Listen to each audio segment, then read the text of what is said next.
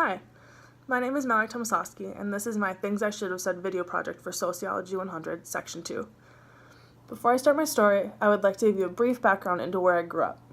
I was raised in a small town in the Upper Peninsula and has a high percentage of elderly people, particularly ages 60 to 80. Sometimes I think these folks still think they're living in the 80s or 90s just because of how closed-minded and unwilling to change they really are. The majority of these people were born and raised in this town, and they still do to this day. Not many have moved away and gotten life experiences that makes them see the world a little differently. This gives way to some of the men in my town thinking they're the best things in sliced bread. This mentality comes out in the way they speak to women, which is the story I'm going to tell you today. The story I'm going to tell you happened in 2012 when I was a junior in high school.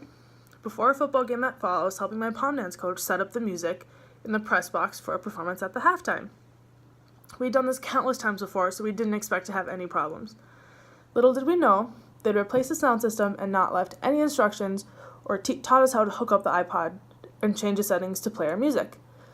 Little did we know, one of the men who works in the press box announcing the game had been watching our struggle since we got there. He felt the need to approach us and see if we needed help, or that's what I thought was going to happen at least.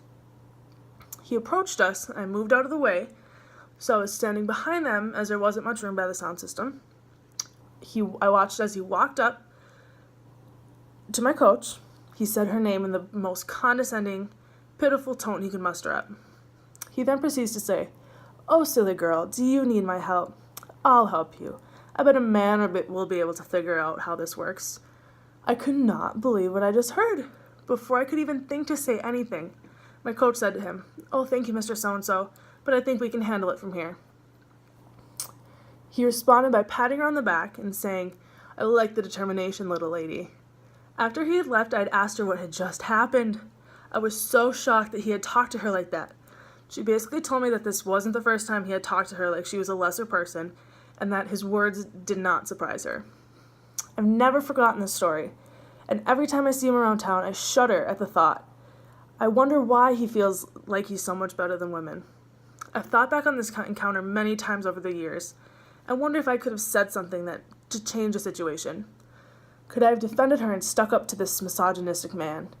I would have tried to make him feel bad about the situation, but I don't know if I could have.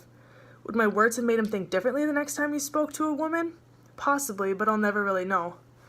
I've paid attention to different situations such as these over the years, and have sadly come up with the conclusion that men with these mindsets cannot easily have their minds changed.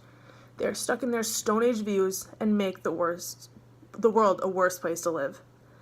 The social inequality displayed by my story is one that happens every single day. It has happened to every woman around the world, whether they know it or not. Gender inequality is not a topic that is talked about quietly, or one that is not talked about at all. It's one that's on a national stage for decades upon decades, and the fight that is not even close to being over. Our society as a whole is systematically allowing women to be treated as a lesser gender and have been treated like this since the beginning of time. Our book defines gender as society's notions of masculinity and femininity, socially constructed meanings associated with being male and female, and how individuals construct their identity in terms with these constraints. That's exactly what it is. It's a socially constructed view. There is no rhyme or reason to the fact that women are systematically oppressed every day in their homes, at work, at the grocery store, or as I saw, at a football game. This discrimination works against women no matter their age, race, social status, or job title. It's a full-fledged world problem that is gradually making progress and equaling out, but it still has a long way to go.